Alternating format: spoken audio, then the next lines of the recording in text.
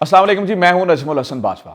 Viewers, अभी तक की सबसे बड़ी खबर यह है कि फ्रांस की मईशत तबाह हो गई है तकरीबन, और बहुत बड़ा नुकसान हुआ है। खाके बनाने के बाद जो एक कैंपेन शुरू की थी मुस्लिम कंट्रीज़ ने, वो कामयाब होती हुई नज़र आ रही है। आप ये सवाल मुझसे कर सकते हैं कि यार ये जो वीडियो है वो आप एक दो दिन लेट बना रहे हैं या इसमें डिले है। तो ये है कि मैं इंतज़ार कर रहा था ताकि जब फाइनल रिजल्ट कुछ सामने नज़र आना शुरू हो जाए तो उसके बाद आपको तमाम तर तफसीलात बता सकूँ। अच्छा, ये है कि इस मामले में भी बस एक चीज़ बड़ी ज़बरदस्त हुई है कि बड़े बड़े लोग, बड़े बड़े कंट्रीज़ एक्सपोज हो गए हैं, ठीक है। और एक अच्छी चीज़ हुई है कि इसमें हमें मुस्लिम ममालिक की यूनिटी नज़र आई है। और तीसरा बड़ा जो मामला है, मैं इसको जोड़े बगैर रह नहीं सकता कि ये असल में ये आर्मेनिया से की जो हार है या जो अज़रबैजान से हारा है फ्रांस डायरेक्टली, क्योंकि इट वाज द पार्टी, तो उसका बदला इन्होंने खाके बना के लिया। पहले आप जरा खबर सुने कि इसको कितना बड़ा नुकसान पहुंचा है, इसके ऊपर बाद में जरा जो है वो डिटेल में हम डिस्कस करते हैं। तो जनाब, ये डेली सबा खबर छाप रहा है कि our $100 billion France trade at stake as calls for the boycott of the French goods gain traction. यानी कि तकरीबन अभी तक $100 अरब का झटका लग सकता है फ्रांस को। पहले ही दिन, जिस दिन मार्केट ओपन हुई थी, उसी दिन $24 बिलियन का झटका लगा था फ्रांस की मार्केट को।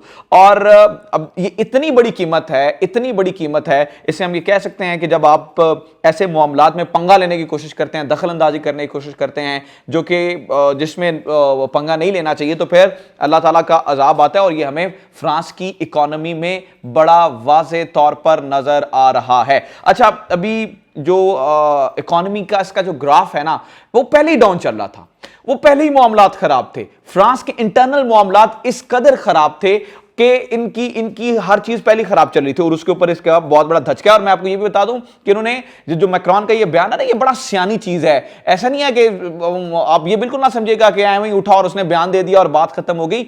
इसने असल में मैक्रोन को ये नहीं पता था कि इस इतना बड़ा जो है वो रिएक्शन आ सकता है। हालांकि इसने फ्रांसीसियों को खुश करने की कोशिश की है। फ्रांसीसी, आप समझिएगा, ये बड़ी एक रेसिस्ट कौम है, और ये आज से खाके नहीं बना रहे। मुझे याद पड़ता है कि सुल्तान अब्दुल हमीद का वो दौर था, सल्तनत उस्मानिया वाले सुल्तान अब्दुल हमीद, जब इन्होंने थिएटर में इसी तरह के तमाशे करने की कोशिश की थी, तो तब सुल्तान अब्दुल हमीद ने इन्हें बड़ा जबरदस्त धमकाया था और रातों रात वो उनका थिएटर बंद भी करवा दिया था। और ये कहा गया था कि अगर आपने ये थिएटर बंद ना किया तो फिर फ्रांस के हम बखिए उधेड़ देंगे। बहरहाल, कम टू द पॉइंट, तो ये इस वक्त जो है वो फ्रांस की इकोनॉमी की सूरत हाल है, बेड़ा गर्क हो गया है। अब सवाल ये है कि जो इतना बड़ा रिएक्शन आया है, इसके पीछे वजह क्या है? अच्छा, मतलब जरूरत क्या पड़ गई थी एवं फ्रांस को पंगा लेने की? बस सीधा सीधा काम चल रहा था एवं खाके बनाने के। ये जो चार्ली हेब्डो ने ये जो खाके बनाए, इसको डिफेंड करने की मैक्रोन को क्या जरूरत थी? दो बड़ी वजूहात हैं, वो गौर से सुनिएगा। पहली वजह, जो कि मैं आपको वीडियो के शुरू में बताया कि इसे हम इससे लिंक किए बगैर रह नहीं सकते हैं, वो वजह यह है कि अज़रबैजान ने वो कुट चढ़ाई है तुर्की की मदद से ये आर्मेनिया में नगोर्नो कराबाख, आर्मेनिया को नगोर्नो कराबाख में, कि इसके ऊपर कोई दूसरी राय ही नहीं है कि इसकी तकलीफ पूरी फ्रांसीसी कौम को थी। अब वजह यह है, और फ्रांस जानबूझ के हमें पंगेबाजी करके बीच में आया, इसका कोई ऐसा खैर कोई बड़ा मकसद भी नहीं था। तो तुर्की ने जब अज़रबैजान को सपोर्ट किया तो पूरी दुनिया देख रही थी कि अब तकरीबन आधा नगोर्नो कराबाख फतह हो चुका है, ठीक है। और फ्रांस की मदद के बावजूद जब आर्मेनिया पीछे चला गया, बड़े बड़े प्लेयर्स खामोश हो गए। सिर्फ अकेला एक फ्रांस ऐसा मुल्क था जो कि बोला, तो उसके ऊपर मैंने बड़ी सारी वीडियोस की हैं कि फ्रांस को तकलीफ क्या है तुर्की से और मुसलमानों से। बहरहाल, तो ये प्रॉब्लम थी। जब इन्होंने ये देखा कि ये हम पीछे चले गए हैं, तो इन्होंने मुसलमानों को उस जगह पे हिट करने की कोशिश की जहां पे मुसलमानों को सबसे ज्यादा तकलीफ होती है, और वो है डेफिनेटली आप सल्लल्लाहु अलैहि वसल्लम की जात। तो ये चार्ली हेब्डो ने ये कोई पहली दफा काम नहीं किया है, इससे पहले भी ये जो है वो इस तरह की जो है वो हरकतें करते रहे हैं। इस तरह की हरकतें इनकी जानिब से 2015 में भी बनाए उन्होंने, फिर 2016 में भी। लेकिन अब जो है मसला ये है कि इस जरीदे को डिफेंड किया आपने फ्रेंच प्रेसिडेंट ने ये कह के जी हम फ्रीडम ऑफ एक्सप्रेशन की बात करते हैं, हम फ्रीडम ऑफ पर्सन की बात करते हैं, इंडिविजुअल की बात करते हैं। अब मुझे घंटा फ्रीडम ऑफ एक्सप्रेशन है, मुझे ये समझ नहीं आती कि जब आपके ही मुल्क में मुसलमानों के ऊपर पाबंदियां लगाई जाती हैं तब फ्रीडम ऑफ एक्सप्रेशन कहां पर जाती है? जब यहां पर निकाब करने पर पाबंदी लगाई जाती है तब फ्रीडम ऑफ एक्सप्रेशन कहां पर जाती है? जब यहां पर जो है मुसलमानों की गैदरिंग पर पाबंदी लगाई जाती है तब फ्रीडम ऑफ एक्सप्रेशन कहां जाती है? यह खबर सुने आप बीबीसी की। बीबीसी ये छापता है कि असल में ये जो फ्रेंच मुस्लिम्स हैं उन्हें खतरा है कि स्टेट उनका रिलीजन कंट्रोल कर रहा है। और ये कोई मुसलमानों का अखबार नहीं है बीबीसी, ये जो है वो यूके का जो है वो ये नेटवर्क है, न्यूज नेटवर्क। ये जब ये छाप रहा है कि फ्रांस के मुसलमानों को खतरा है तो सोचिए कि किस कदर खौफजदा महसूस कर रहे हैं फ्रेंच मुस्लिम। तो यहां पर जो है वो शख्सी आजादी कहां पे जाती है? यहां पर जो है वो अब देखेंगे जो बिलीफ है ना, ये जो मजहब है, ये एक बड़ा ही प्राइवेट मैटर है इंसान और खुदा के दरमियान। वो हिंदू हो सकता है, ईसाई हो सकता है, बुद्ध हो सकता है, मुसलमान हो सकता है।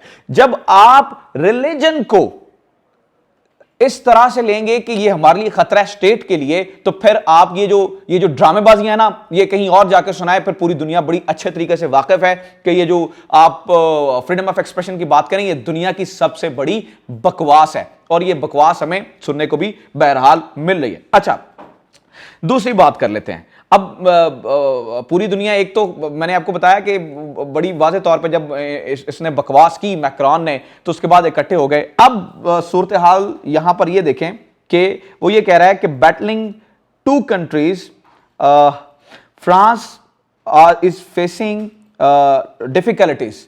देखें, दो क्राइसिस हैं इस वक्त फ्रांस में। एक क्राइसिस ये है कि फ्रांस में मसला ये आ गया है कि उधर जो है वो कोरोना ने दोबारा से सर उठा लिया। ठीक है, तो कोरोना की वहां पर बढ़ते हुए केसेस हैं, ये भी अज़ाब इलाही होता है। लेकिन मैं चलें इस सेंस में नहीं लेता, लेकिन आपने एक काम किया तो उसको वो चेन बाय चेन बन रही है। दूसरा मसला आ गया है जब मुसलमान कंट्रीज ने इसको बायकॉट किया है। अब जो तीसरा पॉइंट है ना, वो बड़ा डिफरेंट, बड़ा अमेजिंग है। वो मैं आपको बताता हूं क्या है। अब देखिए, आपने ये देखा टर्की ने जब उर्दगान ने कॉल की इनके बायकॉट की, तो पूरी दुनिया के मुसलमानों ने इस मुहिम में जो है ना उन्हें सपोर्ट किया। पूरी दुनिया के मुसलमानों ने इन फ्रेंच प्रोडक्ट्स का बायकॉट किया। बट एक मुल्क है जो नहीं बोला है। वो जो बोला वो हल्का फुल्का सा बोला, उसके बाद उसने कोई खास जो है ना उसके ऊपर कोई काम नहीं किया। और वो आपको पता मुल्क कौन सा है? That is Saudi Arabia. Saudi Arab खामोश है। अच्छा, हल्की फुल्की से है, मजम्मत की, निकल गए। अब ये मैं इनके साथ ना जो पूरी ट्रेड की वो वॉल्यूम लिख के लेके आया हूं। देखें, इन्हें तंजानिया में बड़ा नुकसान हुआ। टर्की ने तो उड़ा के रख दिया फ्रांस को। 6.7 बिलियन डॉलर, 9.8 बिलियन डॉलर इनकी इंपोर्ट एक्सपोर्ट है, उड़ा के रख दी। ठीक है, तंजानिया ने इन्हें 3.7 बिलियन डॉलर, 5 बिलियन डॉलर उड़ा के रख दिया। इसी तरह से कतर, इजिप्ट, पाकिस्तान, हर जगह पे नुकसान हुआ। एक जगह पे कम नुकसान हो रहा है फ्रांस को, और उस मुल्क का नाम है सऊदी अरेबिया। आए हल्की फुल्की मजम्मत की। अल जजीरा इस खबर को छापता है कि वो ये कहता है कि सऊदी फॉरेन मिनिस्टर ने बायकॉट का नाम नहीं लिया। आपके ज़हन में नहीं आता यार, पूरी दुनिया में एहतजाज हो रहे हैं, जलसे, जुलूस, बाहर निकले लोग। यार सऊदी अरब से कोई एक आवाज सुनी है आपने? अब देखें, आप ये कहेंगे कि यार दुनिया के दूसरे मुल्क भी हैं, आप सऊदी अरब का नाम क्यों ले रहे हैं? सऊदी अरब का नाम इसलिए ले रहे हैं कि ये हमारा लीडर कंट्री है। ओआईसी को हेड ये करता है, मतलब ओआईसी सऊदी अरब के इशारों में नाचती है। अब सऊदी अरब की मेंटालिटी देखें, it is a commercial country right now. 12 billion dollars आप उम्रे और हज में कमाते हैं हमसे मुराद हम मुसलमानों से। 12 बिलियन डॉलर्स, ठीक है। और यहां पर आप फ्रांस से आपकी इकोनॉमी है 3.3 बिलियन और 7.5 बिलियन, यानी इंपोर्ट एक्सपोर्ट की बात कर रहा हूं। अगर आपने कमर्शियलिज्म में देखना है ना, तो ये बड़ी मार्केट है हज और उमरा। बड़ी माजरत के साथ मैं मार्केट कह रहा हूं, क्योंकि ये मार्केट के तौर पे लेते हैं, ये सिर्फ ना पैसे के लिए देखते हैं। ठीक है, तो सर एक अच्छा बिजनेसमैन भी ना नफा और नुकसान देखता है। तो भाई हम तुम्हें ज्यादा नफा देते हैं, हर साल 12 बिलियन डॉलर का तुम्हारी इकोनॉमी में एक पुश अप देते हैं, लेकिन आप नहीं बोलते हैं। क्यों? वजह यह है कि वो ये 3.3 बिलियन और 7.5 बिलियन ये जो इंपोर्ट एक्सपोर्ट है, इसका नुकसान नहीं करना चाह रहा सऊदी अरेबिया। आप इसे ईमान का सौदा कह लें, आप इसे जमीर फरोशी कह लें, आप इसे ढटाईपन कह लें, या आप इसे जो है वो अकलमंद कह लें, अकलमंद ही है ना बंदा के भाई अपना नुकसान नहीं कर रहा है। तो एक अच्छा बिजनेसमैन भी ये देख रहा है कि यार मुझे फर्ज करें 2 प्रोडक्ट्स में एक चुनी है, भाई एक ये है एक ये है, तो मैं कहता हूं यार मुझे इससे ज्यादा फायदा हो रहा है, इससे नुकसान हो रहा है, तो मैं इसे चुन लूंगा। ऐसा सियाना खेल खेल रहा है सऊदी अरेबिया के वो ना उनकी तरफ जा रहा है। मतलब देखें, आप ट्रेड में ही देख लेना तो आप हमें ज्यादा मुनाफा दे रहे हैं, लेकिन बहरहाल उन्होंने कैटेगोरिकली ना नटशेल में अगर इसे कंक्लूड करूं तो उन्होंने बायकॉट नहीं किया है। लेकिन घंटा फर्क पड़ता है इस बात का। आपके बायकॉट ना करने से कोई बड़ी क़यामत नहीं आ जाएगी, क्योंकि आप Saudi Arabia as a country is exposed now, ठीक है। और ये हमारे पाकिस्तानियों को समझने की जरूरत है। मैं यार बार बार हर वीडियो में कहता हूं, हमारे पाकिस्तानी ना बड़े अजीब जहनियत के लोग हैं। या हमें सऊदी अरेबिया का एक जो है ना वो अंसर है, या हमें जो है वो ईरान का एक अंसर है, ठीक है। या सऊदी अरेबिया का आंसर है या ईरान का आंसर है। पाकिस्तानी तो हम है ही नहीं है। आज सऊदी अरेबिया को बात करने दें, कल जो है ना वो तहफ़्फ़ुज़ हरमैन शरीफैन जो है वो रैली निकल आएगी। और भाई हरमैन शरीफैन का नाम बीच में शामिल कर देते हैं, क्योंकि मुल्ला को पता है कि कहां पर हमें बड़ा जबरदस्त हिट करना है। ये मैं ही कहता हूं, मैं अक्सर वीडियोस में कहता हूं कि आप तहफ़्फ़ुज़ हरमैन शरीफैन रैली ना निकाला करें, आप तहफ़्फ़ुज़ सऊदी अरेबिया रैली निकाला करें, ताकि पता चले ना कि यार आप सपोर्ट किसे कर रहे हैं। इस बात का अंदाजा हो कि असल में आप किसके, अब मैं लफ्ज़ और इस्तेमाल करना चाह रहा था, खैर आप किसके पेरोल पे हैं, इस तरह से कर लेते हैं।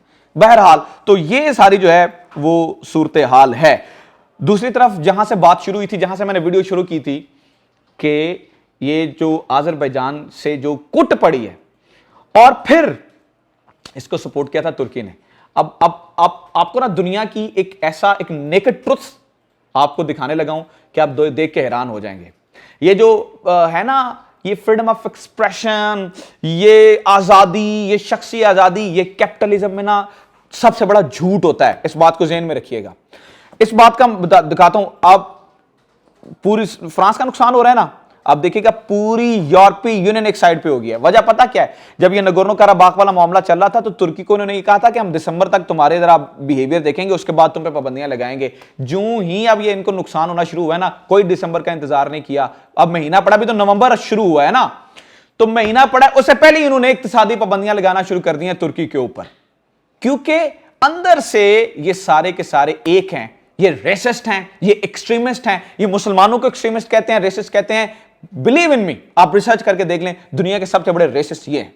ये फ्रीडम ऑफ एक्सप्रेशन की बात करते हैं। ये कौन सा फ्रीडम ऑफ एक्सप्रेशन है जहां पे अगले बंदे की नाक शुरू होती है तब आपका फ्रीडम? आप हॉलोकॉस्ट की बात नहीं कर सकते हैं। आप ले जरा जर्मनी में नाम, आप पोलैंड में नाम ले जरा हॉलोकॉस्ट का, आपको लग समझ जाएगी, आपको उठा के जेल में डाल देंगे। कौन सा फ्रीडम ऑफ एक्सप्रेशन है? हॉलोकॉस्ट आपके लिए बहुत ज्यादा इंपॉर्टेंट है, लेकिन जो है वो मुसलमानों के वो मजहबी अकायद जहां पर वो सेंसिटिवली इन्वॉल्व हैं मजहबी तौर पे, वो आपके लिए जो है वो अहम नहीं है। सो इन अ नटशेल मैं इसे कंक्लूड करता हूं, दुनिया की सबसे बड़ी, इस बात को याद रखिएगा कि मुनाफिकत यह है कि आपके मेयार दोनों मुख्तलिफ हों, और इसका खमियाजा बहुत बड़ा और बड़े अच्छे तरीके से जो है वो फ्रांस को भुगतना पड़ा है। बिकॉज अब जो है, चले बंदे के पुत्रों को कुछ ना कुछ होश आई है मुस्लिम कंट्रीज को, लेकिन खैर अगर थोड़ी होश आई है, लेकिन हमें इसे अप्रिशिएट करना चाहिए कि इन्हें कुछ ना कुछ जो है वो नुकसान पहुंचाया है। This is it from today's episode. अच्छा लगा है तो यार दोस्तों तक शेयर करें, उन तक ये जो है ना वो खबरें जरूर पहुंचाया करें। दूसरा, मैं हमेशा आपको ये कहता हूं कि यार आपका जो फीडबैक है ना, ये मेरे लिए बड़ा इंपॉर्टेंट होता है। नीचे जाएं, फीडबैक दें, मुझे जरूर बताएं कि आपको ये वीडियो कैसे लगी है, और हमारे चैनल को सब्सक्राइब जरूर करें। Thank you very much.